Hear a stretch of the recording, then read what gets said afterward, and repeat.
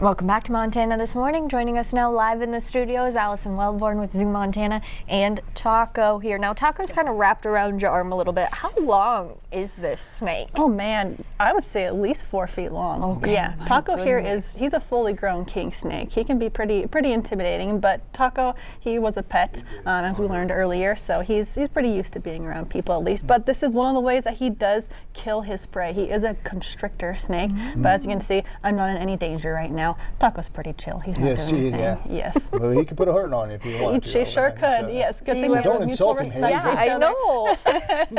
Now, Miller, you asked earlier, is he venomous? And I am so excited that you said venomous and not poisonous. Okay. That must have mean that you have paid attention the last couple times. I love talking about it every time.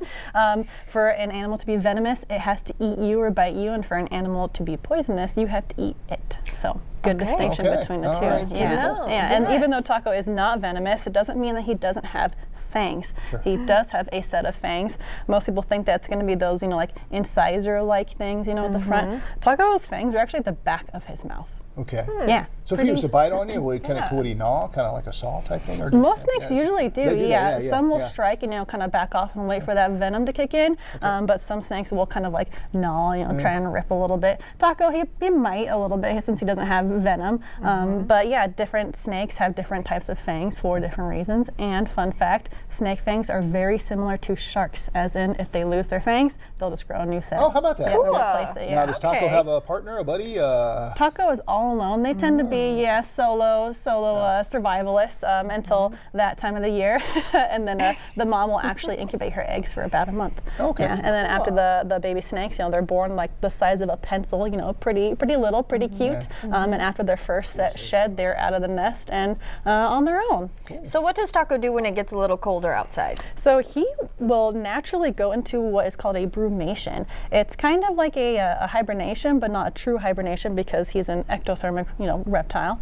But Taco, we keep it so warm in his habitat that he doesn't really go into a full-on brumation. Yeah, and even his counterparts in the wild, if it's warm enough, in California, it's sunny and 75 all year long. So many of them will just be active all throughout the year. Okay. And something that's really cool about king snakes, that they are active hunters. So they will actually chase their prey down instead of waiting and ambushing. Is he a fast mover? Wow. Oh, he can be. How fast would you clock him at? Probably faster than you. Oh, absolutely. And let's not put that to the test this morning. And speaking of winter, tell us about what the zoo's doing this winter for the first time. So we are doing our first ever winter summer camp, and it will be the week after Christmas. It's a daily registration for kiddos. You can drop your kids off from 9 to 2, and they can learn all about what animals do in the winter. We don't get a lot of visitors when it's very, very cold outside, but that's honestly such a great time to see the animals. They're built to live outside in these conditions. So,